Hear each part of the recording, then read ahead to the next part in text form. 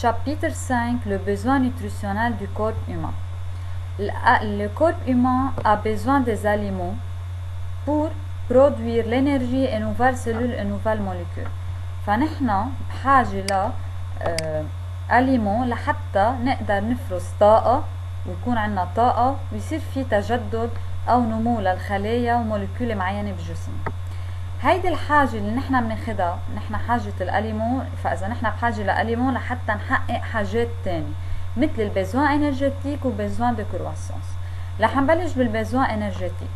البيزوان انرجيتيك أنا بقدر أمنها من الانرجي كي ليبري بار l'oxydation cellulaire. الأوكسيداسيون سيلولار هي عملية إنه لما هلا حنشوفها بالتفصيل، بس هلا إذا بدي أحكيها باختصار، هي لما أنا بفوت على جسمي أليمون بيصير في عنا كونفرتي لنيوتريمون، بيصير في عنا برودكسيون للانرجي.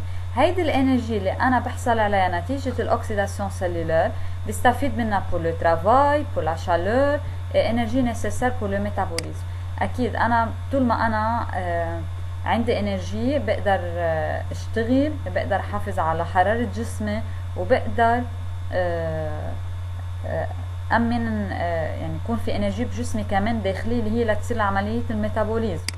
هلا عاد هيك مثلا انتم بتعرفوا انه الواحد اذا بيموت بيسقع.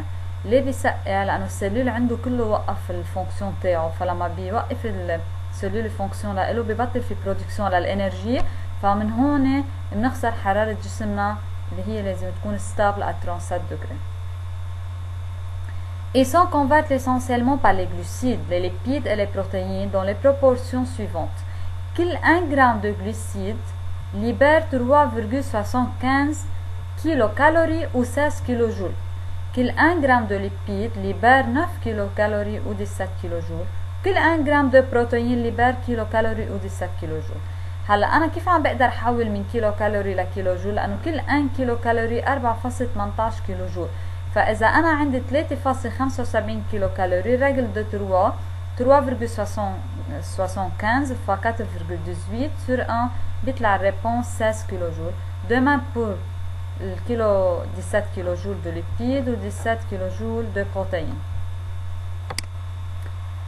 خلصنا من البيزوان انرجيتيك اللي نقدر نحصل عليها من الجليسيد، ليبيد وبروتين نتيجة الاوكسيداسيون سيلولار.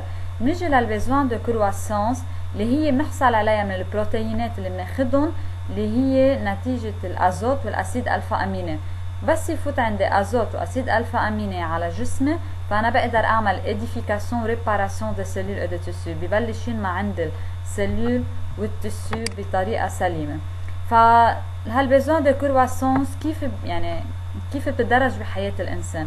اول شيء عنا البيزوان دو جيستاسيون لما بنكون بعدنا عم يصير في عنا كرواسونس فوتال، لما نكون بعدنا ببطن الام بيكون الجنين بحاجة لكرواسونس. وخاصة هيدي الكرواسونس بتصير ديرنيير تير دو لا غروساس، يعني بس ينمى الولد على يعني التلتين، اول تلتين من الحبل، هن 9 اشهر الحبل، اول تلتين من 9 اشهر بيكون الولد عم يتكون، باخر تلت ببلش لازم يزيد وزنه للطفل، يعني بلش لازم يعمل كرواسونس. فنحن هون كثير بيكون بحاجة لهالاليمون لحتى تأمن لي البيزوان دو كرواسونس السليمة. وتاني مرحلة هي le besoin de la femme pendant la période de la lactation dépend de la quantité et la qualité du lait sécrété. بس أنا بصير خارج رحم الأم، يعني بس اجي على هالحياة بدي بلش ارضع، خلال فترة اللاكتاسيون رضاعة كمان نحن بحاجة للكرواسونس. هذا الشيء بيتعلق بنوعية وكمية الحليب اللي عم ناخده من الأم. ثالث بيزوان رح تكفي معنا بس نصير مننا بحاجة لرضاعة، بصير في عنا لازم نحن كجسد ينمى لحاله كي en fonction du gain de poids، يعني لازم يبلش يزيد وزني مع العمر لحتى اوصل لعمر معين ببلش هيدي البيزوان تخف عندي.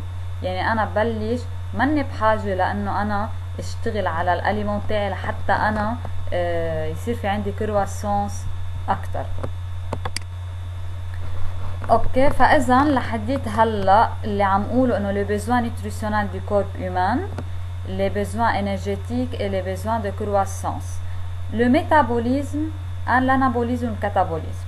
أول شيء نحن هلا حكينا إنه نحن بحاجة لأليمون بده يصير في برودكسيون دو لينرجي ويصير في عندي besoin énergétique و besoin de croissance. طب هالعملية كلها كيف بتصير؟ في ميليو دو رياكسيون شيميك هي بحاجة لأنزيم بتصير بقلب السلول suivant رياكسيون كونسيكوتيف appelée فوا. يعني عندي فوا عم يشتغلوا بقلب جسمي.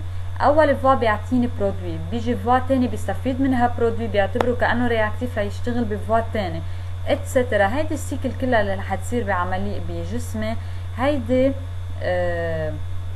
كاتاليزي بار ديز انزيم anabolique et catabolique constituent le métabolisme cellulaire. يعني أنا بجسمي عم بيصير في عملية ميتابوليزم عم تنقسم لكاتابوليزم وعم تنقسم لأنابوليزم.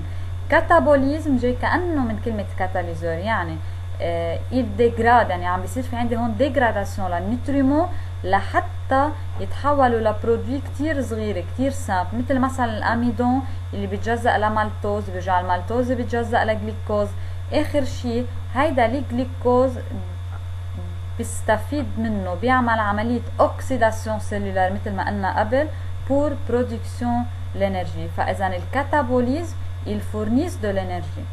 أما الأنابوليزم هي العملية اللي بتصير بالعكس، هي بتبلش à partir de petites molécules لحتى يطلع عندي موليكول كبيرة، وهيدي العملية هي بحاجة لإنرجي ما بتعطيني إنرجي مثل الكاتابوليزم.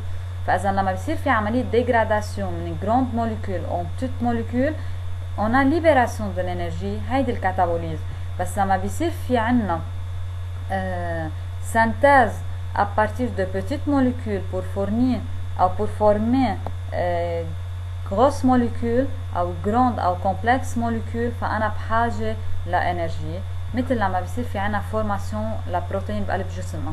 هيدا الشيء شفناه بدرس البروتين لما قلنا انه البروتين احنا لما بناخده بيتحول لاسيد الفا اميني، هاي عملية الكاتابوليزم بيرجع بيصير فيه هالاسيد الفا اميني بيرجع جسمنا بياخدهم، يمكن بده يصنع شيء تاني بدالهم هن انزيم بيرجع بيصنع لنا يعني بروتين عنده فونكسيون جديد.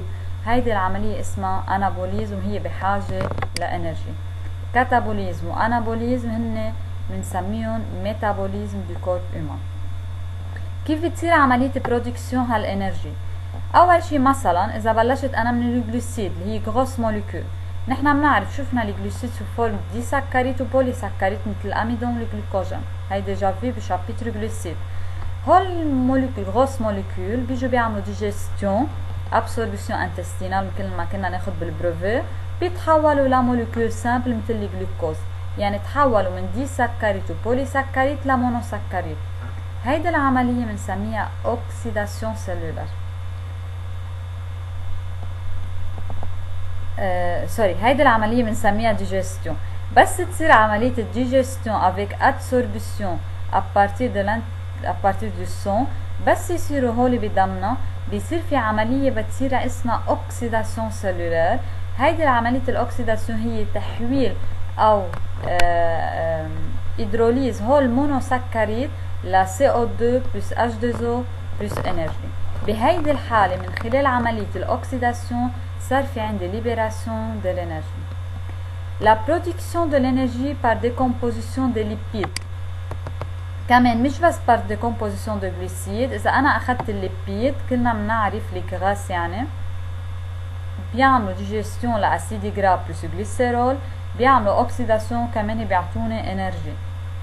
نروح كمان للبروتين، كمان كلنا صرنا بنعرف انه البروتين بيعمل ديجيستيون بيتحول لاسيد الفا اميني، فبيعمل الاسيد الفا اميني هون بيعمل اوكسيداسيون بيعطيني انرجي مثل الجليسيد والبليبيد. بس نحن شفنا بالبروتين حكينا عنه وين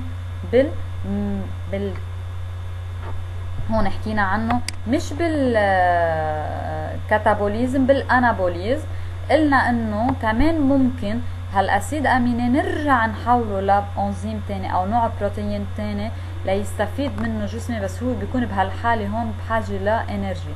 فاذا البروتين ممكن يعمل اوكسيداسيون ويعطيني انرجي، ممكن ارجع هيدول الاسيد الفا اميني صنع منهم بروتين ارجع صنع منه البروتين، بس اكيد غير البروتين اليمونتير، بروتين بحاجه جسمي له مثل حيلا انزيم او هرمون او اتسترا، بس هيدي العمليه هي بحاجه لانرجي، فهون بنسميها انابوليزم، هون بنسميها كاتابوليزم.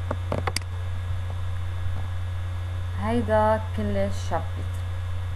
ميرسي.